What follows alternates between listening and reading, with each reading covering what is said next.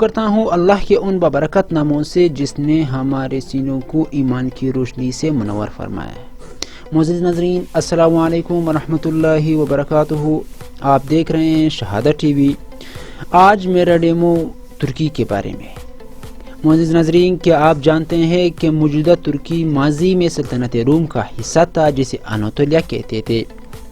1071 عیسوی میں سلجوقی سلطان الپ ارسلان نے جنوب مشرقی ترکی میں جنگ کے دوران رومی شہنشاہ کو شکست دے کر گرفتار کر لیا اور پھر چند سال کے اندر پورا اناطولیہ فتح ہو گیا اور اسلامی سلطنت کی حدود قسطنطنیہ کے قریب پہنچ گئے، جسے آج کل لوگ استنبول کے نام سے جانتے ہیں۔ پھر مقامی باشندے اسلام قبول کرتے چلے گئے اور یہ پورا خطہ جو پہلے روم کہلاتا تھا اب ترکیہ یا ترکی کہلانے لگا۔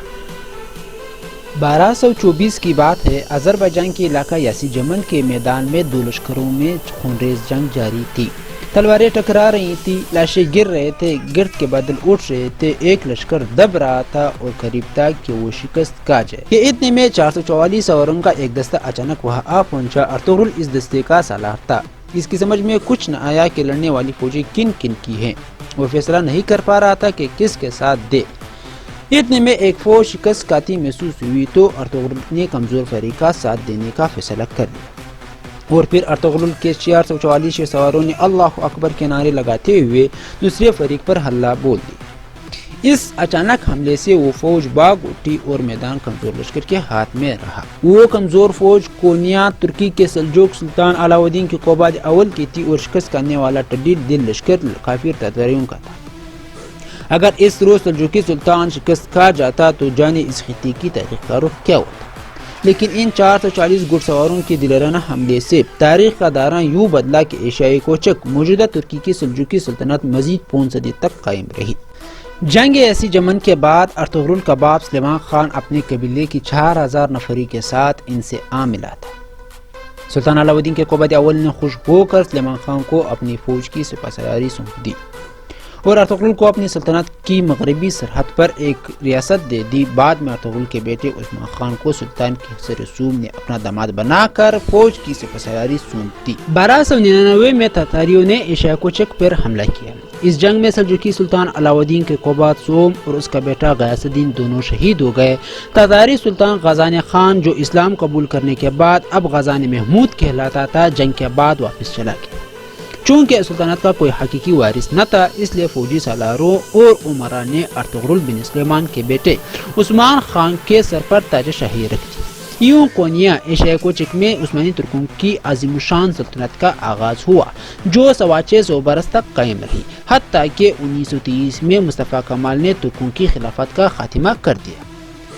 عہد ارطغرل میں دارالحکومت سوگوت موجودہ سوگوت تھا جو شمالی مغربی ترکی میں واقع ہے۔ اس کے بعد کونیا، ینیشہر، کرائیسار اور برسا عثمانی ترکوں کے دارالحکومت بنی۔ پھر یورپ میں سلطنت کی توسیع ہوئی تو یورپی ترکی کا شہر ادرنا دارالحکومت قرار پایا، حتیٰ کہ 1453 میں قسطنطنیہ دارالسلطنت ٹھہرا جو اب استنبول کہلاتا ہے۔ معزز ناظرین، یوں تو ترکی کی تاریخ مختلف قسم کی واقعات سے بری ہے، لیکن ہم اس سے کچھ مخصوص واقعات کا ذکر کریں گے۔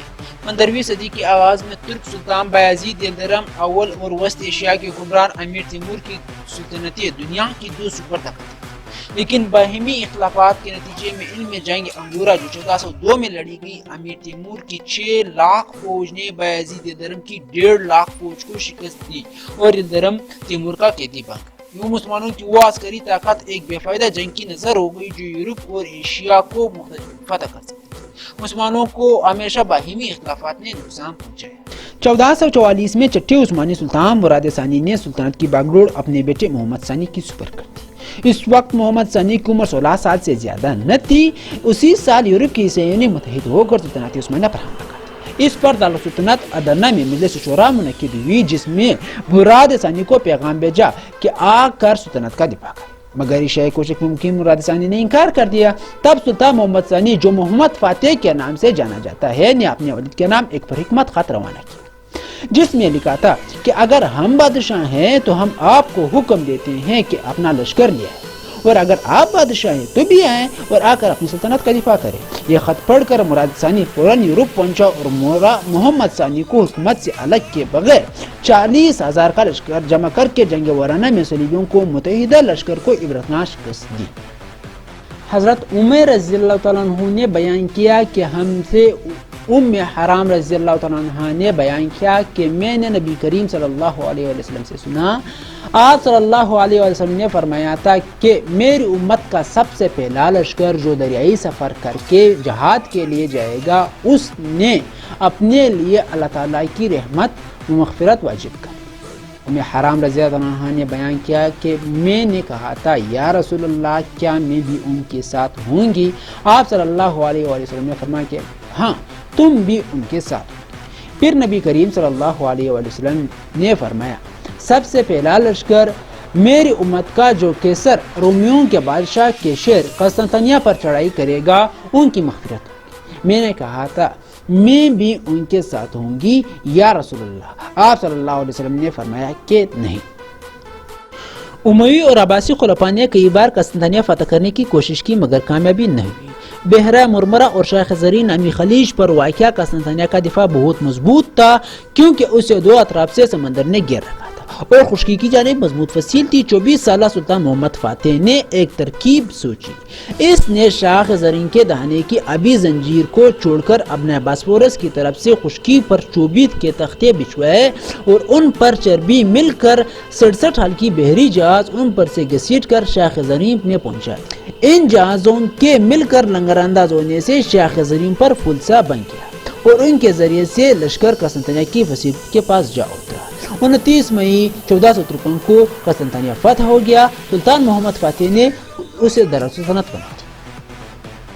عثمانی سلطنت 12ویں عثمان سلطان مراد سوم کے عہد میں وسعت اور شان و شوکت کے لحاظ سے اپنی عروج کو پہنچ گئی۔ یہ ایک طرف وسطی افریقہ تک پھیلی ہوئی تھی اور سلطنت فاس، سلطنت بورنو، سلطنت ممباسا اور سلطنت اچے اس کی باج گزار تھی۔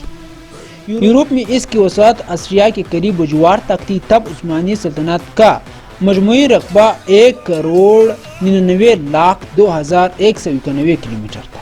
دریا ڈیونوب، دریا نیل اور دجلہ و فرات ان کے اندر بیٹھی تھی۔ عثمانی بیڑیے دنیا کی تمام سمندروں میں رواں تھے۔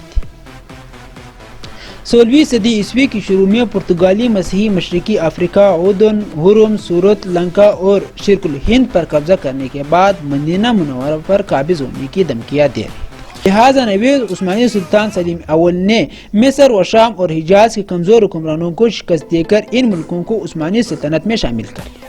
یوں بغداد کی تباہی کے بعد قاہرہ، مصر جو عباسی خلافت میں قائم ہوئی تھی ان کی جگہ عثمانی خلافت نے لی۔ عثمانی سلاطین اب خلفاء بھی کرانے لگے اور قسطنطنیہ خلافت کا مرکز بن گیا۔ معزز ناظرین، جو ہی خلافت عثمانیہ کا خاتمہ ہو گیا تو کمال پاشا اتاترک نے ذمہ داری اترتے ہی کچھ غلط اقدامات اختیار کر لیے۔ اتاترک نے ملت اسلامیہ کی وحدت کی علامت خلافت کا خاتمہ کر دیا۔ اس نے ترکی زبان کا رسم الخط عربی زبان سے تبدیل کر کے لاطینی کر، جس کے نتیجے میں ترک قوم فارسی و عربی کی قیمتی علمی ورثے سے بے بہرہ ہو گئی۔ اس نے عربی اذان پر پابندی لگا دی، چنانچہ 1951 تک وہاں ترکی زبان میں اذانیں دی جاتی رہی۔ پھر ڈیموکریٹک پارٹی کی حکومت قائم ہوئی تو اس کے پابندی اٹھاتے ہی ملک بھر میں عربی زبانیں دی جانے لگی۔ معزز ناظرین، ترکی ہمارا برادری اسلامی ملک ہے۔ سینا کے داسی جنا روڈ ترکی کے دارالحکومت انقرہ کی ایک مشہور سڑک ہے۔